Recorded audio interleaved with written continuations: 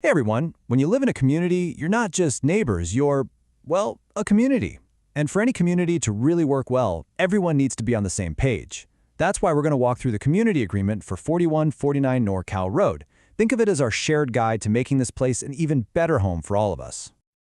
So, a big welcome to 4149 NorCal Road. The whole idea behind this guide is pretty straightforward, really. A safe, comfortable home doesn't just happen because of some rules on paper. Nope, it comes from all of us working together, having that shared understanding. So let's dive in and see exactly what that looks like. Okay, so the first question that probably pops into your head is, who do all these rules actually apply to? And the answer couldn't be simpler, really. It's about a shared responsibility, which means, well, it applies to every single one of us. And when we say everyone, we mean everyone. This agreement covers the whole shebang. The owner's corporation, of course, but also all you lot owners, tenants, subtenants, and really anyone occupying an apartment. But here's a really key point to remember. It's not just about you. You're also responsible for your guests. You've got to make sure they know the rules and respect them. Basically, when someone visits you, you're vouching for them. It's all part of that community responsibility. All right, now that we know who's involved, let's get to the heart of it. We're talking about the core rules for daily life. These are the things designed to keep our community safe and harmonious. And honestly, they're what make living here a truly great experience. So first things first, what's the absolute top priority? It's got to be health and safety, right? And this isn't just about preventing big accidents. It's also about our day-to-day comfort and well-being. So what should we really be keeping an eye on? This list really breaks it down for us. First up, and this is a big one, no storing flammable liquids or hazardous stuff without getting written approval first. That's a no-brainer for everyone's safety. Next, think about your neighbors. When you're getting rid of trash or if you smoke, just make sure it's not going to impact their health or comfort. And a quick note for owners, you've got to pass on all the fire safety info to new tenants. It's all about being proactive and preventing problems before they start. Okay, so we've covered safety inside your own apartment. Now let's step outside your front door and talk about the common areas. The hallways, the entryways, all those spaces we share. What are the ground rules for using them? The main idea here is really just shared respect. It's pretty simple. Don't block anyone's way or make it hard for them to enjoy the common areas. And definitely don't go damaging or changing things without getting written approval from the OC. If you have pets, just make sure they're not causing a nuisance for anyone else.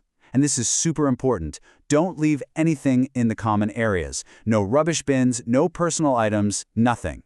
It's not just about keeping things tidy. It's a critical fire safety issue. We need to keep those paths clear. All right, let's tackle a topic that can be a headache in any community.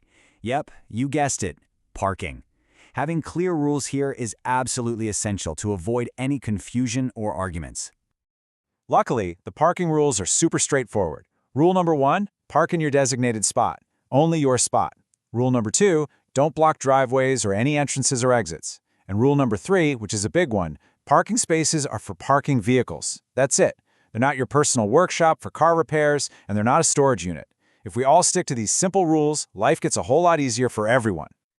Living in an apartment building means we're all pretty close together, right? And sound, well, sound travels. So how do we manage noise so we can all enjoy our homes peacefully? It really just comes down to being considerate. The key word here is unreasonable. The rule isn't saying you can't have fun.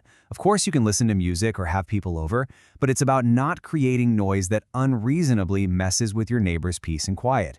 It's just about being mindful of the people around you, especially, late at night or early in the morning. Hey, we all want to make our place our own, right? Make it look great, feel comfortable. But if you're thinking about renovating or changing the outside appearance of your apartment, hold on a sec. There are a couple of important steps you need to take first. So here's the deal. First, if you want to change anything on the outside of your apartment, we're talking windows, railings, anything that affects the building's look, you must get written approval from the owner's corporation beforehand. This keeps the building looking cohesive and nice for everyone. Second, you have to let the OC know about any renovations that might affect common areas or other residents. Think loud noises, using the elevator for materials, that kind of thing. It's all about coordination and minimizing disruption for your neighbors. Look, even with the best rules in the world, disagreements can happen sometimes. That's just life. What's really important, though, is having a clear, fair process to handle those disputes when they pop up. A way to solve problems without letting them spiral out of control. And this is that process, laid out in 5 clear steps. It starts with a formal written complaint. Then, the OC committee is notified. Step 3 is the crucial one. Everyone involved has to meet and talk it out within 28 working days. You can even bring in an expert if everyone agrees on the cost. The whole point of this system is to encourage communication and solve things rationally, before they get heated. So we've gone through a lot of specific rules, but let's zoom out for a second and remember what this is all really about. The end goal for all of these guidelines is incredibly simple. It's about all of us, together, creating a fantastic place to live. Following these rules isn't meant to be a chore or some heavy obligation. It's really more of a promise. It's a sign of respect for your neighbors, and it's a commitment to the community we all share. And when we all make that commitment, our home becomes a genuinely better, more harmonious place to be. So, I want to leave you with one final thought to mull over. Think about all the little things we can do every day. A simple hello to a neighbor in the hallway, making sure the entry is clean, turning down the music a bit late at night. How do all those tiny individual actions add up to create something truly special and make our community an amazing place to call home?